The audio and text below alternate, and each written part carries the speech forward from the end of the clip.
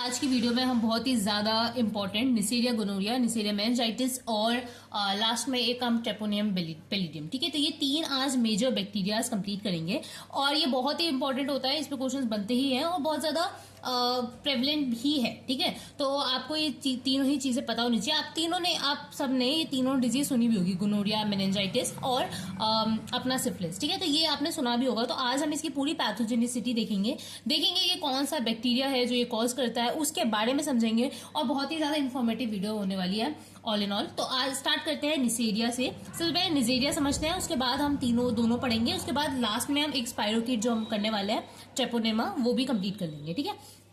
तो सबसे पहले निसेरिया जो है वो ग्राम नेगेटिव कोकाई है, ठीक है। एरोबिक होता है, ऑक्सीडेज पॉजिटिव होगा और कैटलेज पॉजिटिव भी है, ठीक है। और ये अरेंज होता है पेयर्स में, तो ये ऐसे प्रेजेंट होता है। डिप्लोकोकाई होता है, ये ऐसे प्रेजेंट होते हैं, ठीक है। तो ये हम देखेंगे, इसकी मैंने एक फोटो बनाई हुई है आगे, तो आपको दिखाऊंगी मैं। तो ये ऐसे दो पेयर्स में प्रेजेंट होते हैं, ठीक है। इसके अलावा नॉन मोटाइल होता है, नॉन स्पोरिंग, कोई इनमें फ्लैजुला नहीं होता और नॉन स्पोरिंग होता है, ठीक है। इसके बाद देखते हैं निसेरिया मेनिंजाइटिस, इसके बारे में हम सबसे पहले देखते हैं कि ये क्या है, ठीक है।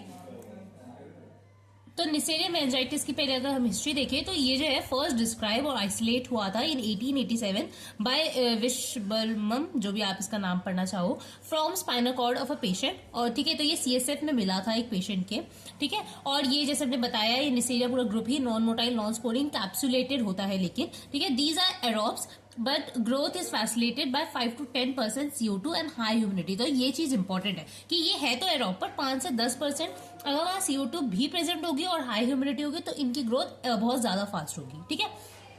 अब देखते हैं कल्चर मीडिया। तो solid media after incubation for 24 hours. Selective media इसके लिए कौन सा यूज किया जाता है?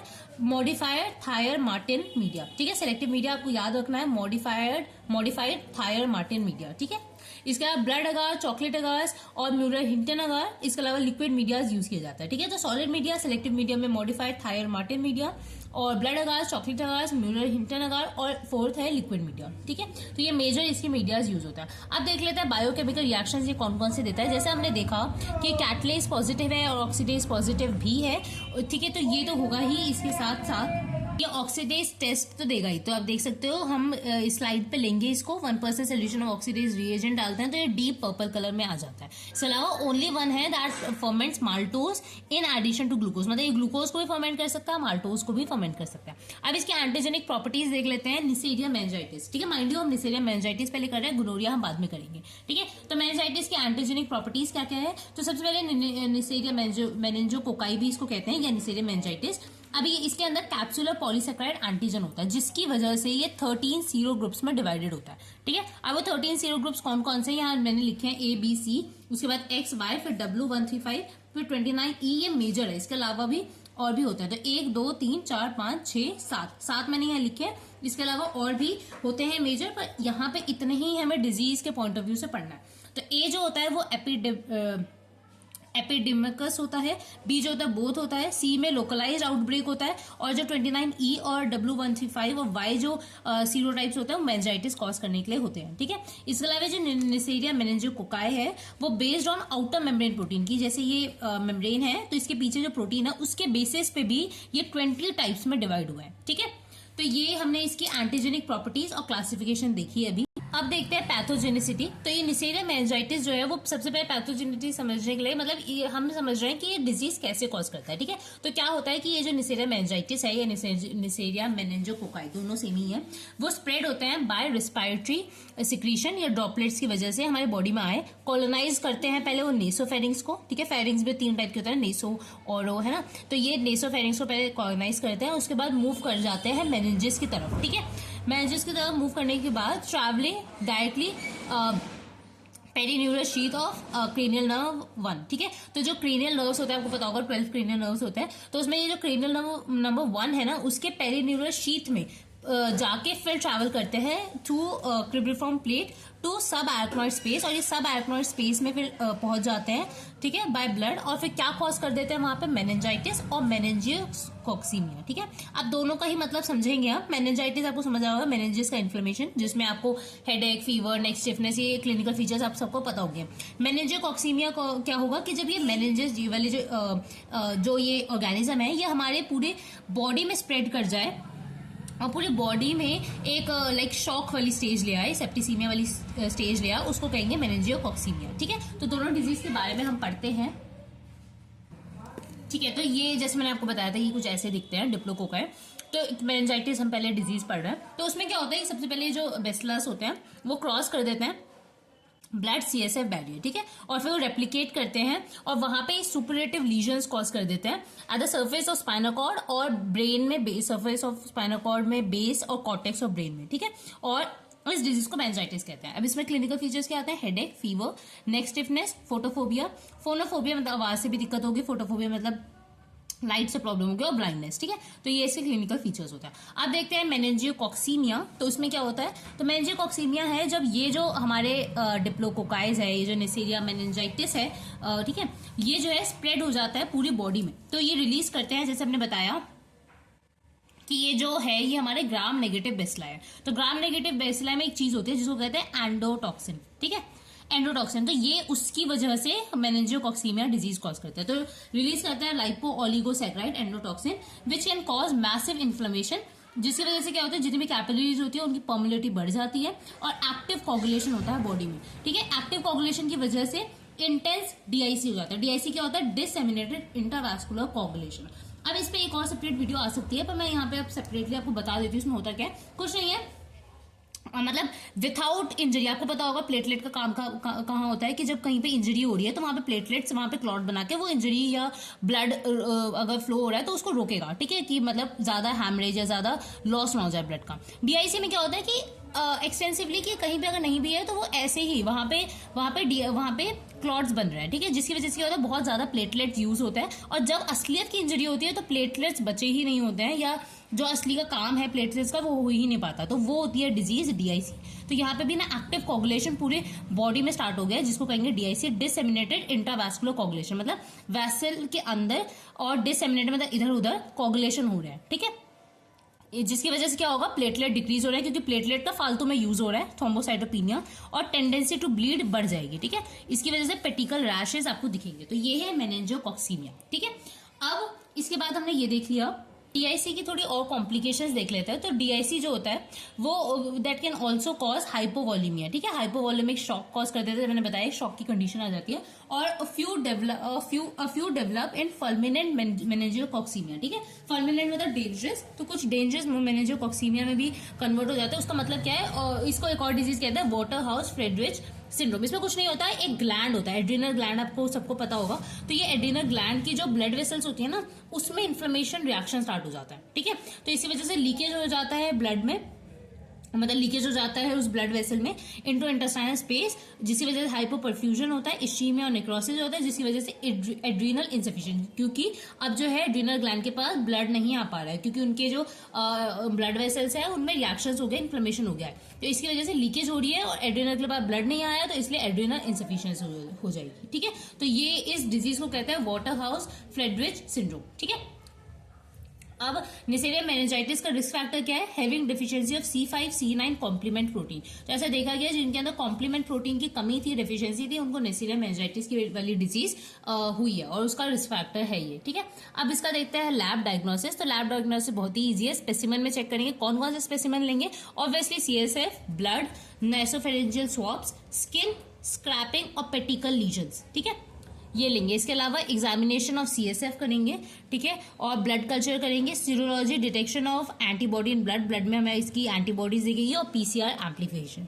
ठीक है, तो इससे हम इसका लैब डायग्नोसिस कर सकते हैं। ठीक है, तो इससे हमारा नेसेरिया मेनिंजाइटिस हो गया, हमने मेनिंजाइटिस वाली डिजीज करी, मेनिंजियोकॉक्सीमिया कर लिया क्या होता है। अब हम करेंगे गोनोरिया। ठीक है, तो अब हम करेंगे नेसेरिया गोनोरिया। नेसेरिया गोनोरिया पे अगर क्वेश्चन आएगा तो आपको जो हमने पीछे जनरल मोर्फोलॉजी पढ़ी नेसेरिया की, वो तो आपको लिखनी है, उसके साथ अब जो एक्स्ट्रा पढ़ना है वो हम यहाँ पे करेंगे। तो नेसेरिया गोनोरिया जो है वो एक डिजीज, वेनरल डिजीज कॉज करता है, जिसको कहते हैं गोनोरिया। और ये जो नेसेरिया गोनोरिया है माल्टोज को फर्मेंट नहीं करता, और इसके पास कोई कैप्सूल नहीं होती। ये जो है rapid carbohydrate utilization test positive देता है, RCUT। ठीक है, अब पैथोजेनेसिस मेन में कैसे कॉज करता है। ठीक है, तो यहाँ पे थोड़ा पेन चल गया है, पर आप जो समझ जाओगे। देखो, अनप्रोटेक्टेड सेक्सुअल इंटरकोर्स, आपको पता होगा गोनोरिया जो होता है वो एक सेक्सुअल डिजीज है, वेनरल डिजीज लिखा ना, उसको सेक्सुअल डिजीज है। ठीक है, तो ये सेक्सुअल इंटरकोर्स से फैलता है। तो unprotected unprotected sexual intercourse with infected individual की वजह से ये क्या करेगा, फर्स्ट मूव टू यूरेथ्रा, जो इसके गोनोरिया के नेसेरिया गोनोरिया जो होगा बैक्टीरिया वो पहले यूरेथ्रा में आएगा और कॉज करेगा वहां पे यूरेथ्राइटिस, जिसकी वजह से जिसके साइंस क्या होंगे, पेनफुल यूरिनेशन और पोलरेंट डिस्चार्ज होना, ठीक है। और इसकी कॉम्प्लिकेशंस क्या होगी, प्रोस्थाइटिस हो सकता है और एपिडाइडमाइटिस हो सकता है, ठीक है। और ये पहले हम मेन में देख रहे हैं, फिर फीमेल में अलग से देखेंगे। तो मेन में क्या हुआ, फीमेल पार्टनर जो थी इन्फेक्टेड थी, जिसकी वजह से यूरेथ्रा में आया, यूरेथ्राइटिस कॉज किया, इसकी कॉम्प्लिकेशन प्रोस्थाइटिस और एपिडाइडमाइटिस भी हो सकती है। इसके अलावा कुछ मेन जो होता है वो एसिम्प्टोमेटिक होता है और देखिए मतलब वो कैरियर की तरह काम करता है, उससे पार्टनर्स को ट्रैवल मतलब क्या कहते हैं पास करते रहते हैं, ठीक है। अब हम देख लेते हैं पैथोजेनेसिस इन फीमेल, ये फीमेल में क्या कॉज करता है, ठीक है। तो फीमेल जो होती है उसमें भी ये सबसे पहले यूरेथ्राइटिस होगा, ठीक है, यूरेथ्रा में आया, उसके बाद सर्वासाइटिस होगा, ठीक है, सर्विक्स में आएगा, इसकी वजह से पीआईडी होगा, ठीक है, पेल्विक इन्फ्लेमेटरी डिसऑर्डर्स। अब पेल्विक इन्फ्लेमेटरी डिजीज या डिसऑर्डर्स में क्या होती है, इसकी वजह से क्या होता है, इनफर्टिलिटी हो सकती है फीमेल में, एक्टोपिक प्रेगनेंसी हो सकती है, पेरिटोनाइटिस होता है और एक और डिजीज होता है जिसको कहते हैं फिट्स हर्ग कटीज सिंड्रोम, ठीक है। अगर आपको गुनोरिया मतलब आपको समझ आ रहा होगा गुनोरिया है क्या, इसके अंदर क्या होगा, गुनोरिया में ना बहुत ज्यादा इन्फ्लेमेशन हो जाती है जो भी हमारे जेनिटल ऑर्गन्स है और उसके बाद वहां से पोलरेंट डिस्चार्ज निकलता है, ठीक है। तो ये है गुनोरिया डिजीज। अब मेन और फीमेल में अलग अलग ऑर्गन्स होते हैं तो अलग अलग जगह इन्फ्लेमेशन होगा, जैसे हमने यहाँ पे सर्वासाइटिस पढ़ा, ऊपर हमने प्रोस्टाइटिस और एपिडाइडमाइटिस पढ़ा था, ठीक है। तो यहाँ पे पेल्विक इन्फ्लेमेटरी डिसऑर्डर्स हो रहे हैं, जैसे इनफर्टिलिटी, एक्टोपिक डिजीज होएगा उसकी वजह से, पेरिटोनाइटिस, और एक डिजीज होगी जिसको कहते हैं फिट्स हर्ग क्यूटीज सिंड्रोम, ठीक है। अब इसके फीचर्स क्या है, लोअर एब्डोमिनल पेन होना, डिस्कम्फर्ट होना, डिस्पेरूनिया होना, दैट इज पेनफुल इंटरकोर्स, और वेजाना से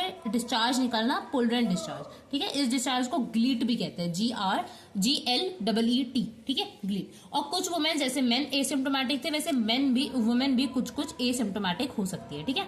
अब इस डिजीज के बारे में समझ लेते हैं। डिजीज में क्या होता है कि ना ये हमारा लिवर है, ये पेरिटोनियम है, तो लिवर पेरिटोनियम जो अटैच होता है ना वो तो जो अटैच होता है वहां पे इन्फ्लेमेशन हो जाता है, ठीक है, वहां इन्फेक्शन पहुंच जाता है जिसकी वजह से पेरी हेपेटिक इन्फ्लेमेशन हो जाता है, ठीक है।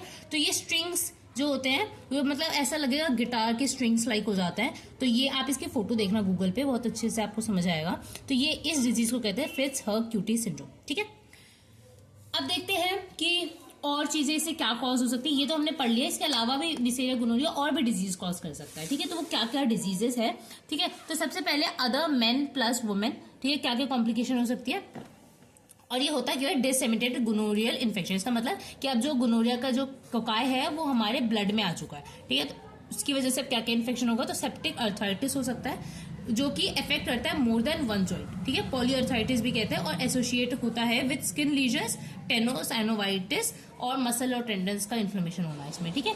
इसके अलावा नियोनेटल कंजक्टिवाइटिस भी होता है जिसके सिम्टम्स जो होते हैं अकर होते हैं with in 5 days of the patient delivered, patient नहीं होता बच्चा डिलीवर्ड, और विद क्लेमाइडिया जो होता है मोर देन 5 days लगता है, ठीक है। तो ये एक चेंज मतलब ये एक डिफरेंशिएटिंग फैक्टर है क्योंकि क्लेमाइडिया भी नियोनेटल कंजक्टिवाइटिस कॉज कर सकता है। इसके अलावा गुनोरिया भी कर सकता है।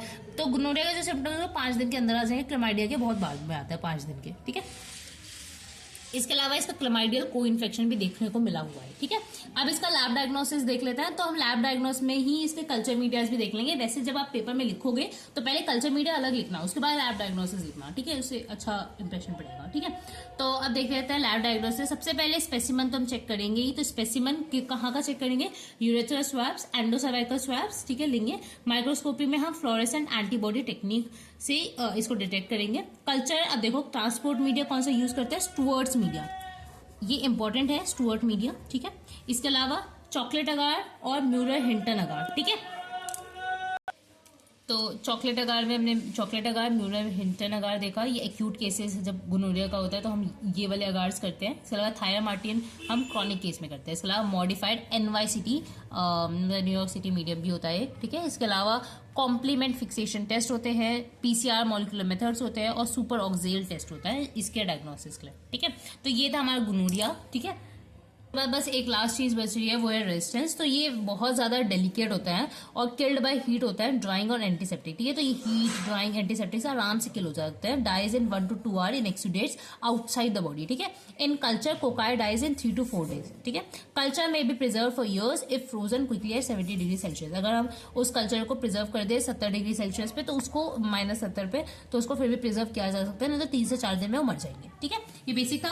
अब हम देख लेते हैं सिफिलिस। बाकी अच्छा एक और चीज कि ये पढ़ने के बाद ना आप बुक भी एक बार रीड किया करो, इतना इजी हो जाएगा ना आपको बुक रीड करके, मतलब सब कुछ एक बार दिमाग में बैठ जाएगा और कभी आप फॉरगेट भी नहीं करोगे। ठीक है, अगर आपको बार बार हो ना, तो आप बार बार वीडियोस पे जा सकते हो, बार बार उनको देखोगे, तो ये ना आपके माइंड में फिट हो जाएगा। ठीक है, तो ऐसे ही पढ़ना चाहिए, ऐसे ही आप पढ़ सकते हो। ठीक है, तो अब हम करते हैं सिफिलिस। ठीक है, तो सिफिलिस का जो पॉजिटिव एजेंट है ट्रेपोनियम पैलिडियम, हम वो करेंगे आज, उसकी मॉर्फोलॉजी चेक करेंगे। तो हम कर रहे हैं ट्रेपोनियम पैलिडियम। ठीक है, सिफिलिस जो कॉज करता है, और इसको आप थोड़ा सा और डिटेल, थोड़ा सा ज्यादा डिटेल में करेंगे। ठीक है, तो सबसे पहले स्पाइरोकीट्स होते हैं। ठीक है, ये जो ट्रेपोनियम है इसका जीनस है, और पैलिडियम का मतलब होता है ठीक है, means pale and pale staining. ठीक है, तो ये बहुत पेल स्टेनिंग लेता है, इसलिए इसका नाम ट्रेपोनियम पैलिडियम पड़ा है, और ये बिलोंग करता है स्पाइरोकीटेसी फैमिली से। ठीक है, और स्पाइरोकीट का मतलब क्या होता है, मीन्स हेयर लाइक ट्विस्टेड। जैसे आप देख सकते हो, जैसे हेयर होता है ना बाल, वैसे ये ट्विस्टेड होता है, तो इसलिए ये। इसके अलावा हम इसका जब क्रॉस सेक्शन लेंगे, ऐसे काटेंगे और ऐसे रखेंगे, तो ये क्या दिखेगा हम वो देख रहे हैं। तो इसका सबसे पहले एक आउटर मेम्ब्रेन होता है, एक इनर मेम्ब्रेन होता है।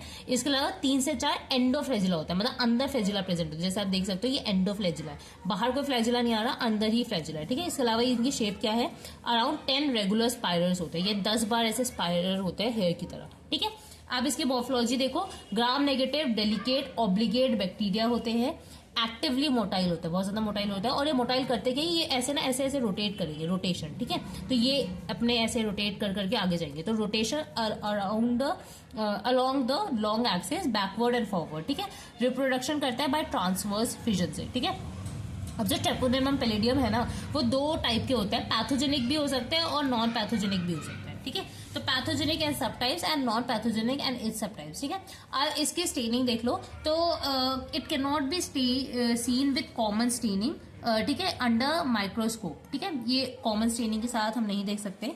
ठीक है, स्टेन बाय सिल्वर इम्प्रेग्नेशन मेथड, इसको स्टेन किया जाता है बाय सिल्वर इम्प्रेग्नेशन मेथड। तो ये बहुत इंपॉर्टेंट लाइन है, आपको पता होनी चाहिए। ठीक है, इसको स्टेन किसके साथ किया जाता है, सिल्वर इम्प्रेग्नेशन मेथड के साथ। 1 मिनट।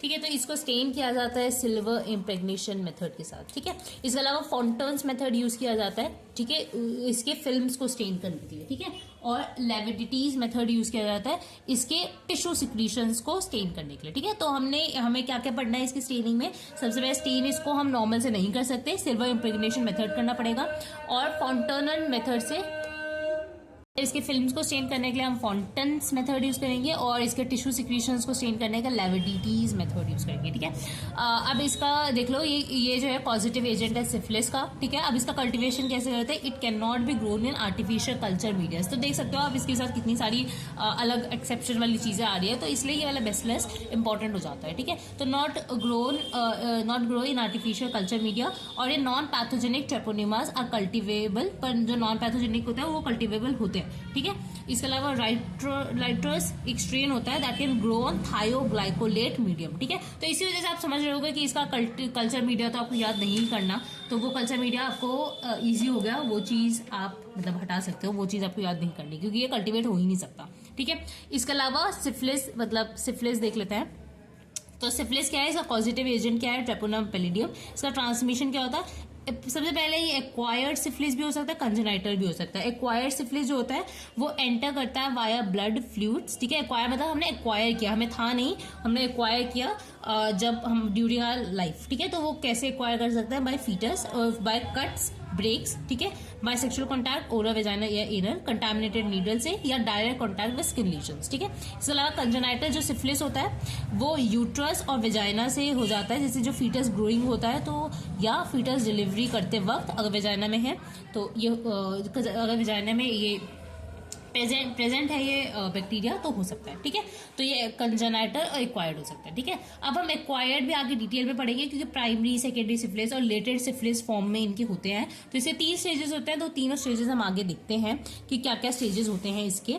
ठीक है, देखो एक्वायर्ड सिफिलिस 3 स्टेज। सबसे पहले primary early localized, secondary disseminated stage मतलब फैल चुका है, लेटेंट मतलब डोर्मेंट स्टेज में, ठीक है। तो प्राइमरी या अर्ली से लोकलाइज्ड क्या है कि 1 से 3 weeks after Treponema pallidum lands on skin या mucous membrane, it will destroy tissue and form syphilitic chancres, ठीक है। सिफिलिटिक शैंकर की मैंने फोटो बनाई है, इसमें क्या होता है, सुपरफिशियल अल्सरेटेड लीजन होता है विच इज सर्कमस्क्राइब्ड और पेनलेस होता है, ठीक है।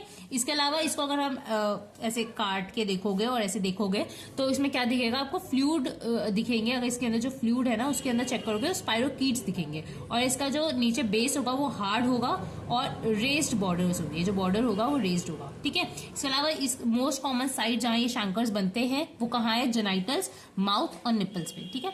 और ये जो होता है वो जनरली हील हो जाता है बाय देयर ओन, ठीक है, heal on their own in a few month, ठीक है। But can also spread from site to lymph nodes, ठीक है। और ये लिम्फ नोड्स में भी स्प्रेड हो सकते हैं और लिम्फो एडिनोपैथी भी कॉज करता है जिसको, और अगर ये जो लिम्फ नोड है वो अगर हमारे क्या कहते हैं हमारे एक्सिलरी लिम्फ नोड्स है या बहुत ज्यादा मतलब बहुत ज्यादा नियर लिम्फ नोड्स है जिसको सेंटिनल लिम्फ नोड्स भी कहते हैं, ठीक है। अगर वहां भी फैल करते हैं तो उसको ब्यूबो भी कहते हैं, ब्यूबो, ठीक है।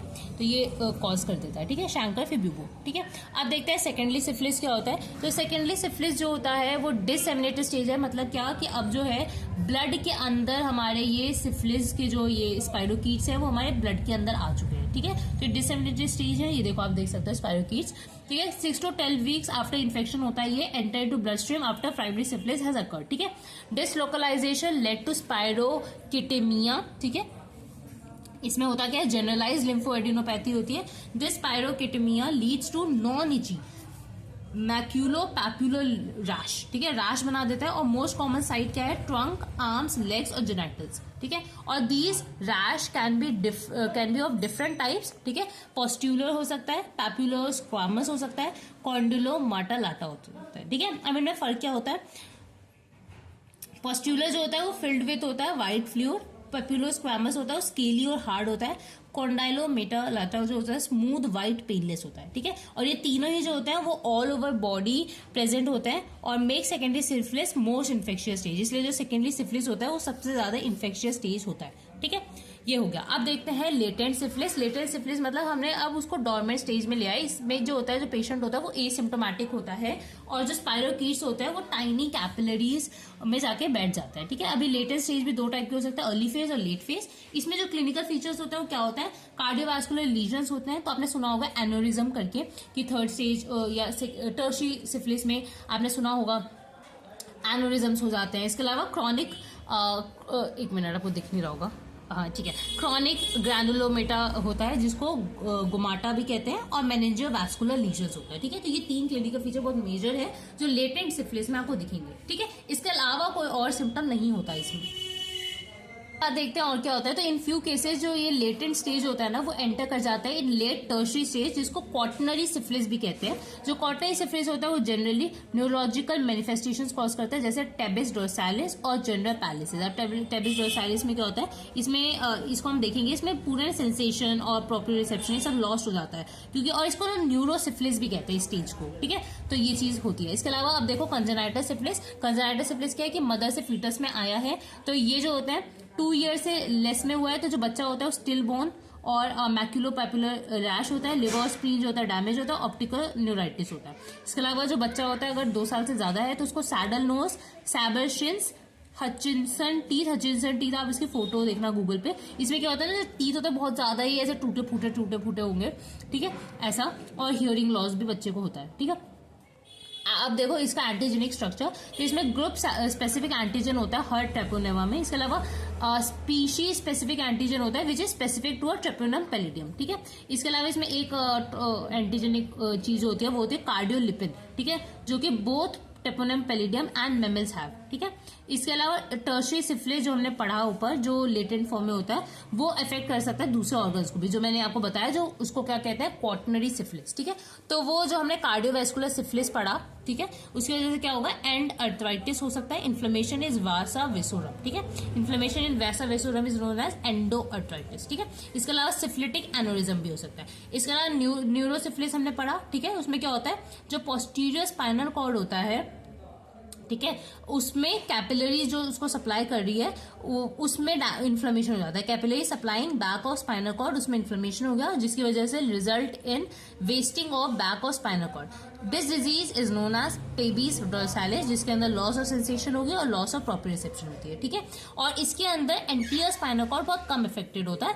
If it got affected result in general paralysis, अगर ये इफेक्ट होता है तो पूरी बॉडी जनरल पैरालिसिस में चली जाएगी। ठीक है, तो ये है इसका पूरा, हमने डिजीज वाला फॉर्मेशन कर लिया। अब हम देखते हैं इसका लैब डायग्नोसिस। तो इसका लैब डायग्नोसिस बहुत ज्यादा एक्सटेंसिव है। ठीक है, धीरे धीरे करते हैं। सबसे पहले स्पेसिमेन, हम कौन कौन से स्पेसिमेन में चेक करेंगे, सीएसएफ, शैंकर्स में देखेंगे और लिम्फ नोड। ठीक है, इसके अलावा माइक्रोस्कोपी में हम आइडेंटिफाई करेंगे स्पाइरोक्यूट्स इन शैंकर्स, और डार्क फील्ड माइक्रोस्कोपी इसके लिए की जाती है। इसमें डार्क फील्ड माइक्रोस्कोपी क्या होती है कि जो हमारा बैकग्राउंड होता है उसको हम बिल्कुल डार्क कर देते हैं और जो स्पाइरोक्यूट है वो खुद ऊपर से दिखेंगे। ठीक है, क्योंकि कॉन्ट्रास्ट हो गया जनरली। और में क्या करते हैं कि हम उस बैक्टीरिया को स्टेन करते हैं, यहाँ हम बैकग्राउंड को स्टेन कर रहे हैं। ठीक है, इसके अलावा डायरेक्ट फ्लोरेसेंट एंटीबॉडी टेस्ट करते हैं जिसको डीएफई टेस्ट भी कहते हैं। ठीक है, इसके बाद सीरोलॉजिकल टेस्ट करते हैं जिसमें होता है एक रिएगेंट एंटीबॉडी टेस्ट। ठीक है, this test use cardiolipin antigen and is known as standard test for syphilis. ठीक है, तो रिएगेंट एंटीबॉडी टेस्ट आपको याद रखना है क्योंकि इसको स्टैंडर्ड टेस्ट कहा जाता है सिफिलिस के लिए। इसमें क्या कहते हैं, कार्डियोलिपिन जो एंटीजन ने पढ़ा है उसको डिटेक्ट किया जाता है। अगर वो एंटीजन प्रेजेंट है तो हम समझ जाएंगे कि ये सिफिलिस का हो सकता है। इसके अलावा the antibody reacting with cardiolipin is known as reagent. अब आप सुनोगे कि रिएगेंट एंटीबॉडी टेस्ट क्यों बोला है, ये नाम कहां से आया, क्यों, क्योंकि ये जो रिएगेंट एंटीजन को टेस्ट करने के लिए हम एंटीबॉडी जो डालते हैं, जो रिएक्ट करता है कार्डियोलिपिन के साथ, उसका नाम होता है रिएगेंट, इसलिए इसका नाम रिएगेंट एंटीबॉडी टेस्ट है। ठीक है, इसके बाद सेकंड टेस्ट है VDRL टेस्ट। ठीक है, ये बहुत इंपॉर्टेंट टेस्ट है, इस पे इतने बार क्वेश्चंस देखे जाते हैं ना, देखे हैं मैंने। तो VDRL टेस्ट पे इसकी फुल फॉर्म देखो, venereal disease research laboratory test. ठीक है, इसमें क्या होता है, ये कहाँ पे डेवलप हुआ था, न्यूयॉर्क वेयर टेस्ट डेवलप। ठीक है, न्यूयॉर्क में डेवलप हुआ था। The test is rapid and give quantitative test. ठीक है, प्रोसेस क्या है, the inactivated serum is mixed with cardiolipin antigen on special slide. ठीक है, तो एक स्पेशल स्लाइड बनाई जाती है जिसके ऊपर जो इनएक्टिवेटेड सीरम होता है उसको मिक्स किया जाता है कार्डियोलिपिन एंटीजन के साथ। ठीक है, this inactivated serum also heated at 56 degree Celsius for 30 minutes. ठीक है, तो इसको पहले हीट भी किया जाता है 56 डिग्री सेल्सियस के लिए फॉर 30 मिनट्स। अब इसका रिजल्ट क्या हो सकता है, दो रिजल्ट हो सकते हैं, या तो cardiolipin remain as uniform crystal in normal serum but form visible clumps on combining with reagent antibodies. ठीक है, तो ये दो हो सकते हैं, या तो कोई रिएक्शन ना दे या तो रिएक्शन दे रहा है और विजिबल आपको क्लम्प्स दिख रहे हैं। ठीक है, इन्हीं दो रिजल्ट के बेसिस पे हम चेक कर सकते हैं कि हमें इसका रिएक्शन या ये पॉजिटिव है टेस्ट या नहीं। ठीक है, इसके अलावा इस टेस्ट में बहुत सारे मॉडिफिकेशंस की गई है, जैसे यहाँ लिखा हुआ है, a number of modification to the VDRL test have been developed, one of which is known as RPR, rapid plasma reagent test. अच्छा, इसमें ये क्यों किया गया, क्योंकि जब ये VDRL टेस्ट करते थे ना, वो सिर्फ CSF को टेस्ट करने के लिए किया जाता था, वो कभी प्लाज्मा को टेस्ट करने के लिए हम नहीं कर सकते थे। तो इसलिए जब इसमें मॉडिफिकेशन लाया गया तो इसमें एक टेस्ट लाया गया जिसको कहते हैं रैपिड प्लाज्मा रिएगेंट टेस्ट, जिसमें प्लाज्मा को लेके फिर टेस्ट किया जाता था। ठीक है, इसके अलावा these test have disadvantage as cardiolipin is not specific only to Treponema pallidum. अच्छा, ये चीज मैंने आपको पहले बताई कि ट्रैप्योनियम पैलिडियम के अंदर कार्डियोलिपिन एंटीजेनिक स्ट्रक्चर में प्रेजेंट तो है, इसके अलावा सिर्फ और सिर्फ इसमें प्रेजेंट नहीं हो, मैमल्स में भी प्रेजेंट होता है। तो इसलिए ये इसका डिसएडवांटेज है कि ये जो ट्रैप्योनियम पैलिडियम में ना सिर्फ कार्डियोलिपिन नहीं होता, मैमेलियन टिश्यूज में भी प्रेजेंट होता है। तो therefore result in biological false positive reactions. ठीक है, तो बायोलॉजिकली फॉल्स पॉजिटिव रिएक्शंस भी इसमें देखे जाते हैं। ठीक है, इसके अलावा ग्रुप स्पेसिफिक ट्रेपोनेमल टेस्ट किया जाता है। ठीक है, तो नेमली इसमें क्या होता है, राइटर्स प्रोटीन होता है, कॉम्प्लीमेंट फिक्सेशन टेस्ट किया जाता है। इसके स्पेसिफिक ट्रेपोनम पैलिडियम टेस्ट करते हैं, जिसमें ट्रेपोनम पैलिडियम मोबिलाइजेशन टेस्ट करते हैं, most specific and gold standard test है। ठीक है, तो ट्रेपोनम पैलिडियम इमोबिलाइजेशन टेस्ट जो है मोस्ट स्पेसिफिक एंड क्या कहते हैं गोल्ड स्टैंडर्ड टेस्ट है। इसके अलावा फ्लोरेसेंट ट्रेपोनेमल एंटीबॉडी देखते हैं, ट्रेपोनम पैलिडियम हीमोग्लूटिनेशन ऐसे करवाते हैं और एंजाइम इम्यूनो ऐसे टेस्ट करवाते हैं। तो ये और स्पेसिफिक ट्रेपोनम पैलिडियम टेस्ट होते हैं। अब जो हमने पीछे देखा वो हमने देखा कि कैसे हमने डायग्नोस किया सिफिलिस, और वो मेनली एक्वायर्ड सिफिलिस के लिए होता है। कंजेनाइटल के लिए क्या होगा कि as IgM antibody can not cross placenta, it's present in neonatal serum confirms congenital syphilis. ठीक है, इसके अलावा प्रोफिलैक्सिस, इससे बचाव कैसे हो सकता है कि डायरेक्ट कॉन्टैक्ट से बचाव करो, avoid sexual contact, use of physical barriers and no vaccine available. इसका कोई भी वैक्सीन अवेलेबल नहीं है इस बीमारी का। ठीक है, तो इसलिए इसका बचाव, इसका प्रिवेंशन बहुत जरूरी है। ठीक है, तो आज हमने 3 बैक्टीरिया का ले, निसोरिया गोनोरिया, निसोरिया मेनिंजाइटिस और सिफिलिस। तो आप मुझे बताना आपको कितना समझ आया और क्या ये वीडियोस हेल्पफुल हो भी रही है या नहीं। ठीक है, इसके अलावा अगर आपको कोई भी डाउट हो तो you can ask me in the comment section. ठीक है, तो that's it for the video guys. अगर आपको ये चीज वीडियो हेल्प कर रही हो तो आप और भी अपने दोस्तों के साथ शेयर करो, ये सबको हेल्प करेगी और होप सो आपके एग्जाम्स अच्छे जाएंगे। ठीक है, तो that's it for the video, bye guys.